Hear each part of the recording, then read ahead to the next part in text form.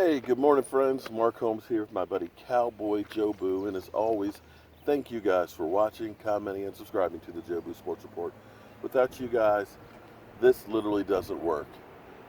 Happy Mother's Day to all of the mothers out there. Thank you from the bottom of my heart for all that you all have done for each and every one of us. Because, let's face it, without mothers, none of us would be here. And I hope that everybody takes good care of their mother.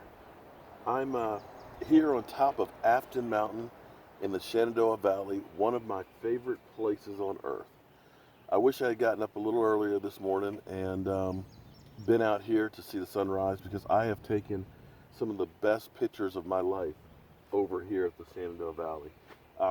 That way is Charlottesville. Further north, of course, you've got Harrisonburg and things in that direction and stuff. And if you keep on going down the valley here, you've got Roanoke way down that way. But in the fall, the colors are amazing, and the sun rises. Like I said, this time of year, the sun rises right over there. More in the fall and the winter, it rises over this way, and it's just gorgeous. So, of course, thank you guys for tuning in to today's episode of Don't Sleep on the Dallas Cowboys. And today is the last day of the rookie orientation.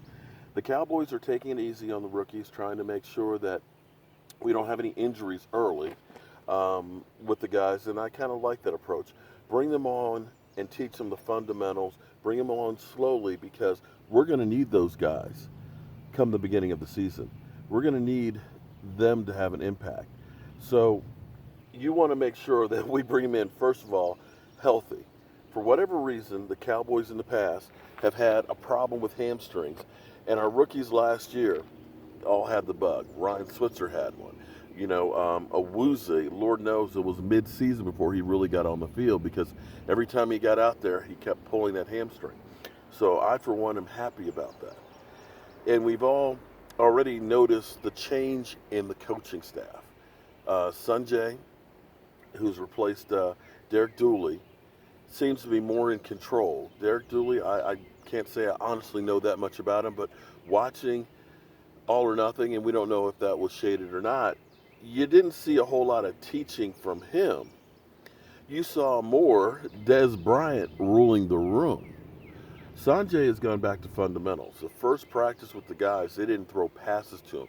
He was working on routes, discipline, and balance, all things that are keys to catching the ball. Kris Richard, make no mistake, is bringing a different attitude. Him and Rod Marnelli, I think, might be a hell of a pair. Rod Marnelli always gets defensive linemen out of nobodies to produce. You've seen him take guys that were basically has-beens, nobodies, guys that other teams didn't waste their time on and turn them into productive guys. Jason Hatcher, let's take him for example, averaged about 3 sacks a season until he worked with Rod Marnelli. Rod Marnelli got him up to 11. George Selvey, nobody. So having him focus more on that defensive line, I'm ecstatic about.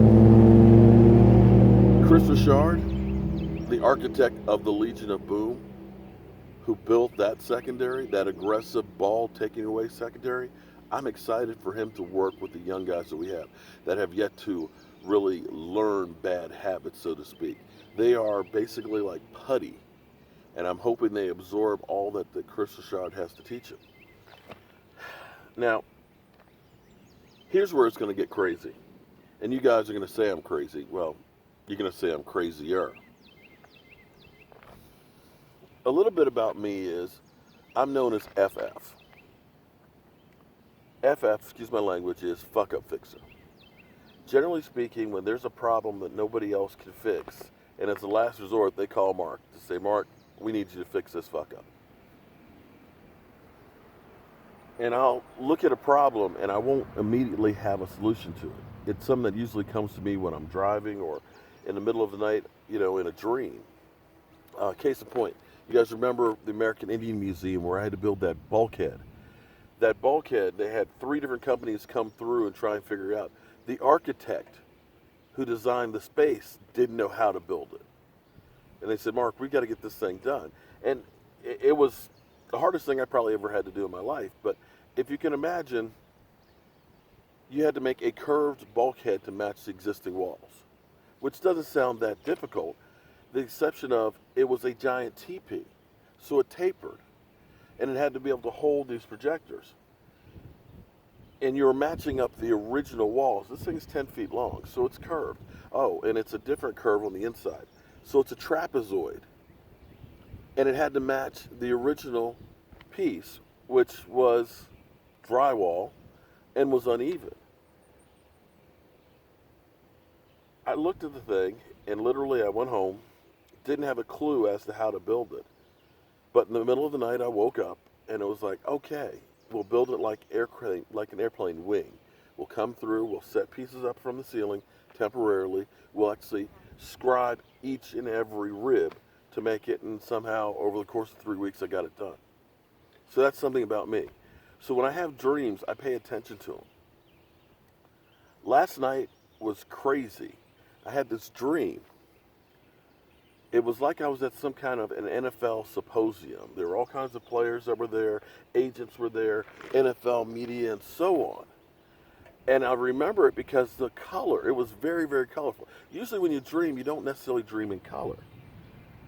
But one thing that happened in this dream, I was going in the door, and I walked past Earl Thomas and his agent. They were having an argument, discussion, and stuff where his agent had this contract that he said, look, man, sign the contract. It's about the money, man. You're going to get paid again. And the contract was for $100 million. So don't ask me what the number was there for. And he said, it's not about the money. He said, this relationship is over. And I walked on in. The next thing is I hear on the loudspeaker that they wanted everybody to go to their rooms and stuff to have a discussion, and the discussion we had was about leaks. So I'm sitting there trying to put these pieces together, and the contract in my mind, it was like I saw the contract. Overlaid on it was the Donovan McNabb $73 million contract with the Washington Redskins. And if you don't know what I'm talking about, the Redskins signed Donovan McNabb, who was not playing very well at all. But just before the Monday night game against the Philadelphia Eagles, the Redskins redid his deal for a $73 million contract. Everybody was scratching their head. They're like, are you kidding me? Why are you signing him to this big contract? He's been a bust here. But the contract basically was all fluff and basically was a way for them to cut him without taking any losses, in which the case they did. And that's what this contract was with Earl Thomas. So that was the dream that I had, which was kind of bizarre. And I wake up, and Mark Sampson, who's in England, sends me a link to a video. And the video was by DMV, Dallas Cowboys, one of the guys that I work with. And the title of it was, Kris Richard Brings Legion of Boom to Dallas.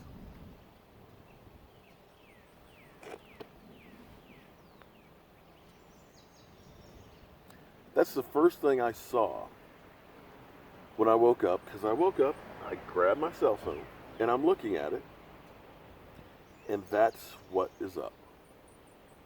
I don't know what it means. I don't know if it's a sign.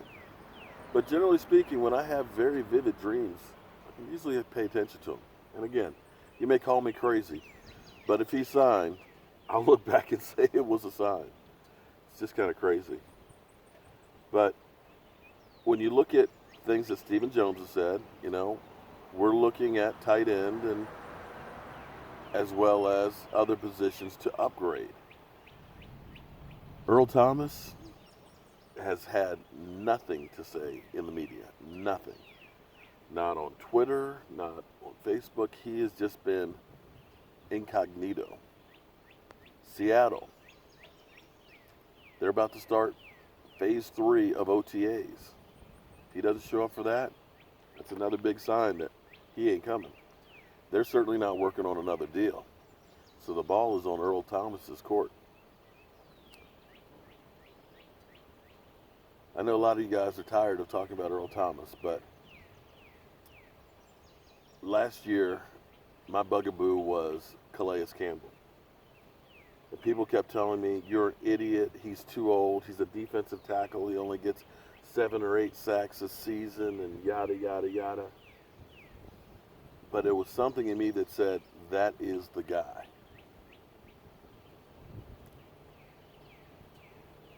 I wish we had gotten Calais Campbell last year. But who knows? But I'm going to enjoy this beautiful weather here for a little bit and the scenery. And again, happy Mother's Day to all you wonderful mothers out there, and thank you.